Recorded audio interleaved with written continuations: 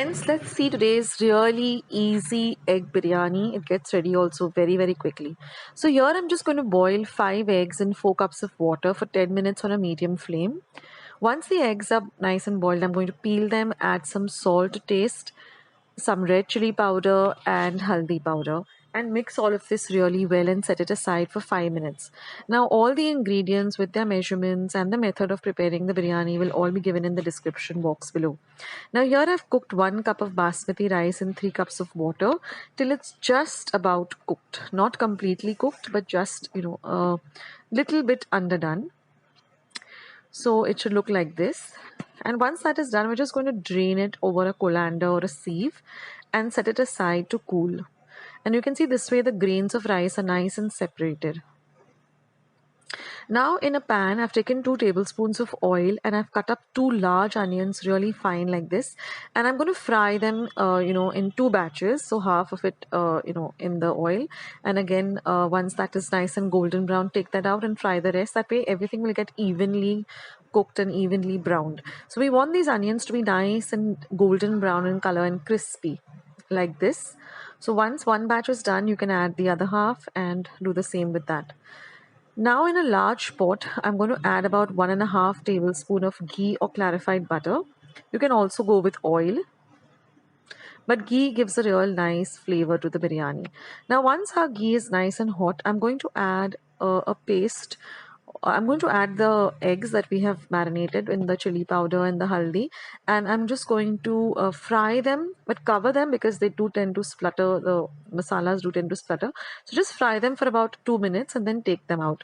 Now in the same oil, I'm going to add 1 tablespoon of this ginger, garlic and green chili paste that I've prepared. That I've used 4 cloves of garlic, 1 inch of ginger and 4 green chilies and ground them to a coarse paste. So I'm going to fry this paste really well in this remaining ghee. Now I'm going to add 1 medium-sized onion that I've chopped fine. So this is like a 1-pot biryani and it's really easy. So I'm going to add 1 medium-sized tomato and we have chopped fine and even cook that really well. So mix everything really well together. Let it get fried nicely. Now we're going to cover this and cook it for about 2 to 3 minutes till the tomatoes are nice and soft. Next I'm going to add 1/4 cup of pudina. So I have half a cup of pudina, half a cup of finely chopped coriander. So I'm going to use half of that in the bagar and the remaining half for the garnish. So I've added 1/4 cup of pudina or mint leaves and 1/4 cup of coriander. Now I'm going to add half of the fried onions as well. Next I'm going to add 2 teaspoons of coriander powder or dhania powder, 1 teaspoon of cumin powder or jeera powder. Mix all of this really well together.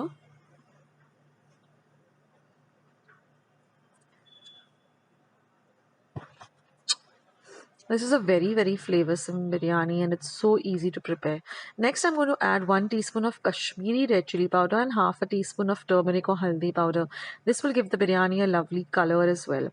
So we're going to mix all of this really well together. Now try and mash up the tomatoes. They are soft, so they get mashed up really easily. Now I'm going to add 2 teaspoons of biryani masala. You can use any kind of biryani masala, any brand. And just about 1/4 teaspoon of garam masala. Now I have a recipe for homemade garam masala. I'll leave a link below. So mix all of this really well together. Cover and cook for about 2 to 3 minutes. Now I'm just going to add some salt to taste. Again, mix everything really well. And now I'm going to add 1 tablespoon of thick dahi or curd or yogurt.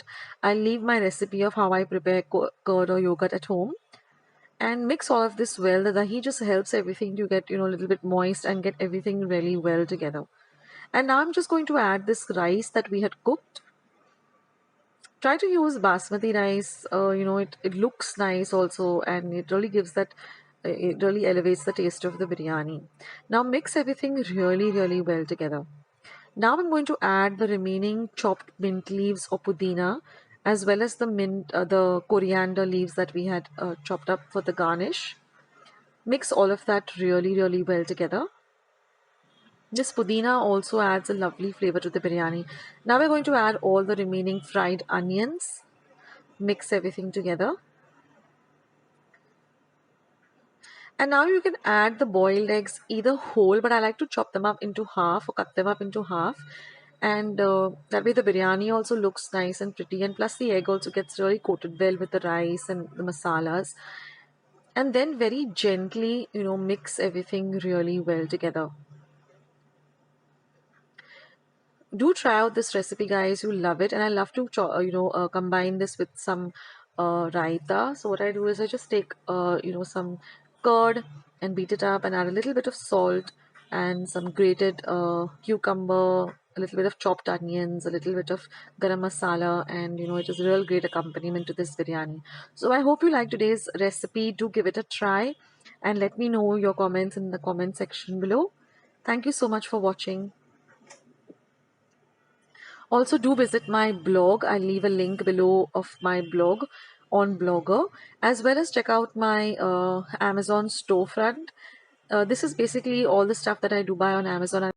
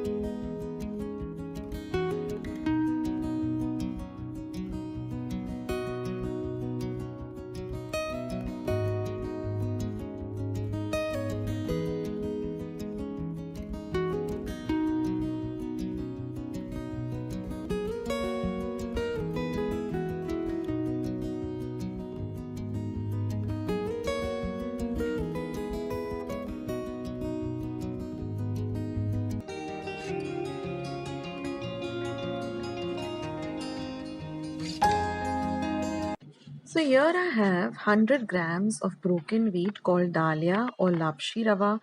It's easily available in general stores and is very reasonable too. Now here I have half a cup of guar jaggery, also called palm jaggery or made se god. I've just grated it using a cheese grater. Now I'm also going to be using half a cup of sugarcane jaggery or the general, yellow jaggery that you get in stores. This is 1 cup of thick coconut milk, about 3/4 of a teaspoon of cardamom or elaichi powder. I've just used 3 cardamoms and ground them to a fine powder after peeling it. And 1/4 cup of chopped nuts. That is, I've used cashew nuts and almonds. And we're going to use about 3 or 4 teaspoons of ghee or clarified butter. So let's start with today's lovely recipe. Now I'm going to first heat a pan and I'm going to add this dalia or broken wheat, and we're going to dry roast this for at least 5 whole minutes on a low to medium flame, stirring continuously. So don't leave it unattended, but just stir it continuously. This is very important, so don't skip this step. We need to roast this dalia really well. Now you'll see after 5 to 10 minutes it will change, after 5 minutes rather, it will change into a little darker brown color. Now I'm going to add the thick coconut milk and we're going to stir the two really well together. Now this coconut milk is going to cook the dalia. It's very similar like when you're making something with rava. You add the milk and you let it cook. Now we're going to add the lovely flavor of the guar jaggery and also the sugarcane jaggery. So now we're going to mix this well till the jaggery nicely melts and mixes up with the rest of the mixture. That's very important. And you will see that as it starts cooking, you will get this lovely dark brown color. As the guar jaggery starts cooking with the rest of the ingredients, you'll get a lovely dark color to this dos bhaji or lapshi. Now we're going to add the cardamom powder or the elaichi powder. So I've just peeled 3 cardamoms and then ground it in my mortar and pestle to a very fine powder, or you can use ready-made elaichi powder. Now I'm just going to add a few drops of ghee, say about 3 or 4 teaspoons of clarified butter or ghee. This will enhance the flavor of the dish as well as give it a lovely texture. And now I'm just going to stir the mixture on a low to medium heat, stirring continuously for about 5 to 7 minutes. And you will see that the consistency of this mixture will turn, it will change, it will start thickening, and then you'll get this ghee on the edges. Just scrape it off and, get it to the center like I'm doing when I'm stirring, like that. And just keep stirring continuously. Don't leave it unattended. You can control the heat by making it from low to medium to high, and then after some time, after 5 to 7 minutes, you'll see that the whole thing has come together like this. And our those bhaji is ready. You can put the flame off, and now I'm just brushing a plate.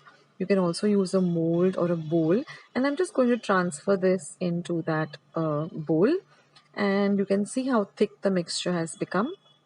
And now with the spatula, I'm just going to flatten the top using any flat, you can use a vati also or a spatula like this. And now all we have to do is just garnish it with some chopped nuts.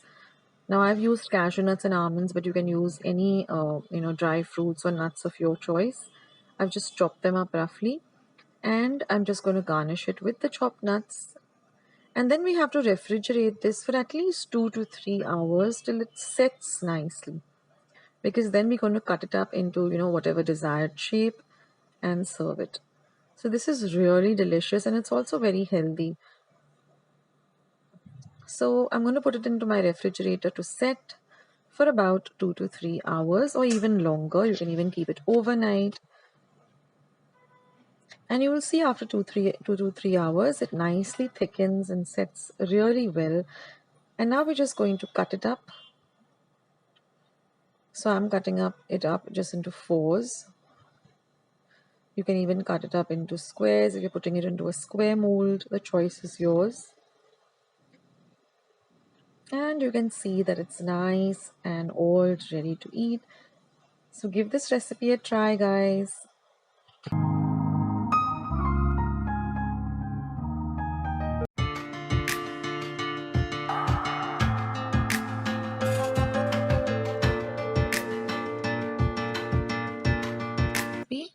It's super simple and really easy.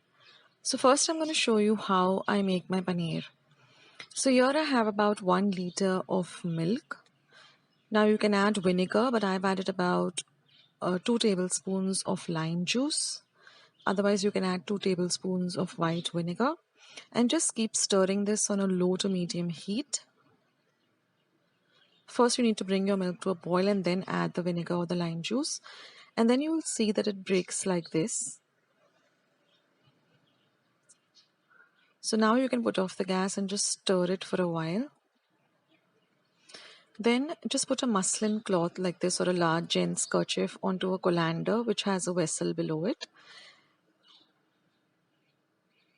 And we are just going to pour this into the muslin cloth. And then just dab it down like this. And put a heavy weight, tie it up and put a heavy weight, and we're going to set this aside for at least 2 to 3 hours and then even refrigerate it. Now don't throw away the liquid, that is whey, and you can use it for making your chapatis, puris, etc. So now I've kept my paneer aside for at least 5 hours and I put it in the refrigerator to set. And after that, when I open it up, you can see that my paneer is all nice and formed. And keeping it in the refrigerator also firms it up a bit and it becomes easier to even cut it up. So you can see I have my lovely cottage cheese, homemade cottage cheese or paneer, which you can use for so many dishes. Now I'm just going to cut them up into strips like this, and to make it into smaller pieces I'm going to cut it up into halves. Now I have a lot of paneer dishes on my channel, so just go to my channel's main page and then go to playlist and then go to paneer recipes, and you'll find many recipes which you can make. So in this way our paneer is ready. Isn't it super simple, guys? So now I'm going to prepare the batter.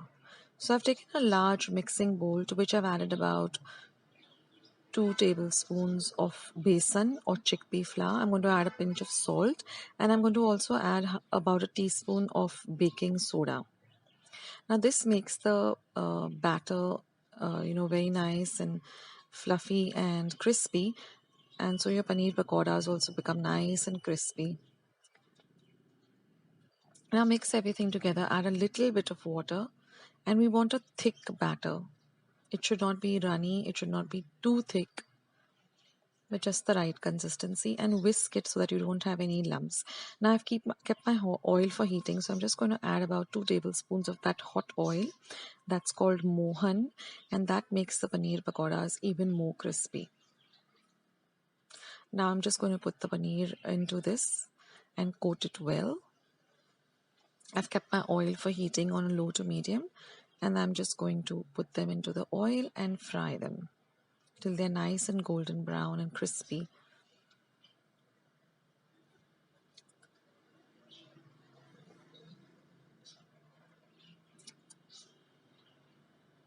So I've got many dishes of paneer like palak paneer, there's palak paneer paratha recipe, there's a recipe for paneer chili fry, Manchurian paneer, paneer tikka masala. So there is a big range of paneer dishes.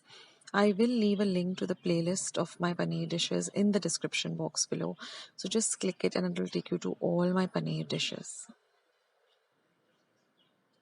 So that's it, friends, and all I've done is drained it on some kitchen napkins to drain off the excess oil, and then when serving I've just sprinkled a little bit of chili powder and chaat masala and served it with some ketchup. So bake this and enjoy it.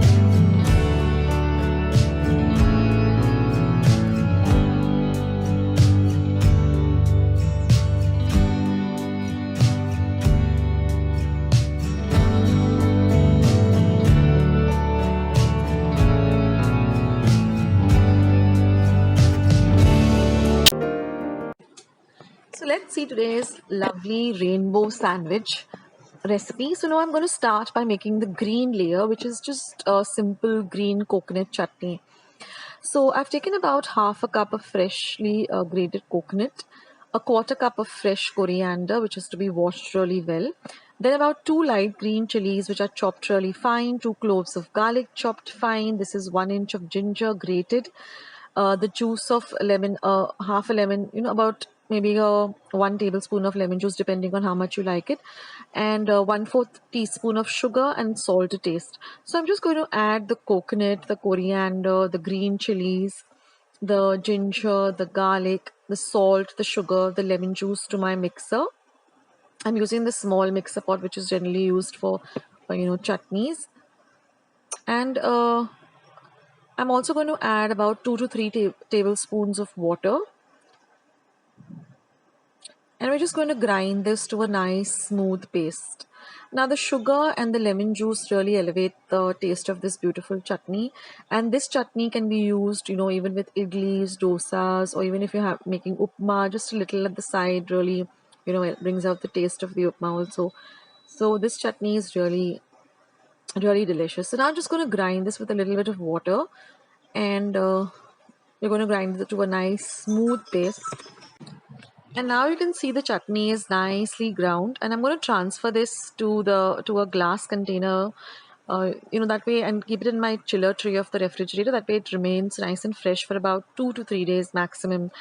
This coconut chutney, generally try to use it up within 2 days or 3 days. And look at the color, it's so beautiful. So this will be our green layer for our rainbow sandwich. So now after our green chutney is done, we're going to move on to the pink layer. So for that, I've just taken about 1/4 cup of grated cheese, regular processed cheese. To that, I'm going to add 2 tablespoons of butter, which is at room temperature. Now I'm going to mix the butter and the cheese really well together. Then I'm going to add a few drops of, food color, pink food color. Now you can also alternatively use a little bit of beetroot juice, just boil the beetroots and extract the juice. I mean, the color, you can add that if you want to go natural. But I just wanted to, keep it simple. And so I just added a few drops of pink food color and mix it really well, and get this lovely bright pink color.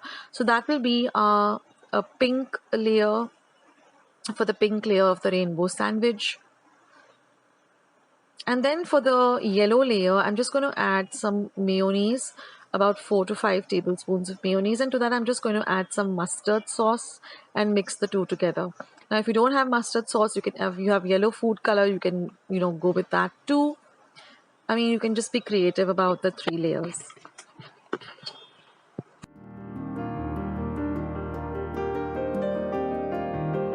I just thought I'd pop in and let you know about my Amazon storefront. Go and check it out. The link is down in the description box below. It's products that I generally buy on Amazon, or I would recommend with regard to best prices and good quality. So go and check out the link.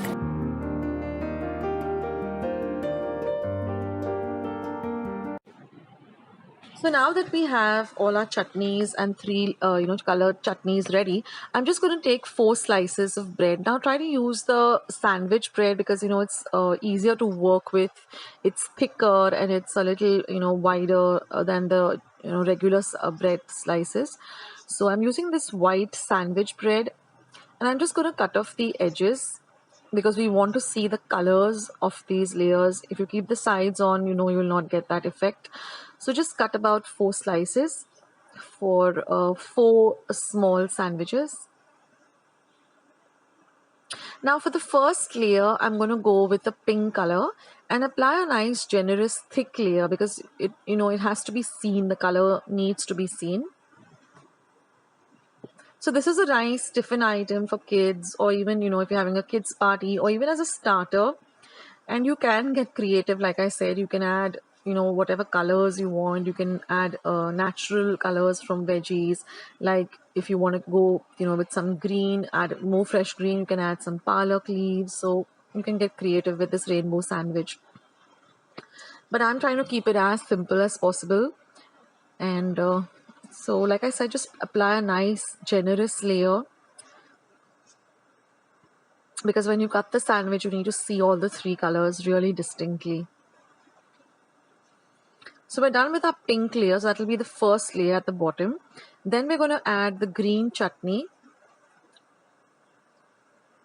So one tip I'd like to give you here is try to keep the green chutney as fresh as possible. So make it, the day you're going to make these rainbow sandwiches, because this green chutney does tend to stiffen up a bit, and it, the taste changes a little, because after all it's coconut, and coconut has a very, short shelf life. So whenever you're making this sandwich, try to make the three layers, on the same day that you're making the sandwiches. That way it's easier to spread the chutney, and the freshness of the chutney also makes a lot of difference. So now I'm just going to place the green layer on top of the pink layer, and then I just put the yellow layer on top, and last I'm going to put this plain slice of bread on the top. And this is how it's going to look.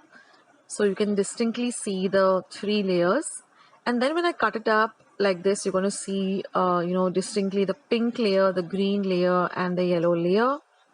And then I'm going to cut it again into small pieces like this. So you have, like, out of four slices, you get these four mini rainbow sandwiches. They look delicious, and friends, believe me, they taste even more delicious. So do give this a try, and let me know in the comment section how you like these rainbow sandwiches. Also, friends, do go and check out my blog.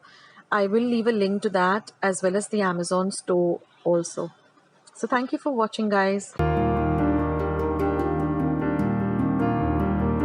Friends, I hope you liked today's recipe as well as today's video, and if you would like to see more videos like this, then don't forget to leave this video a big thumbs up.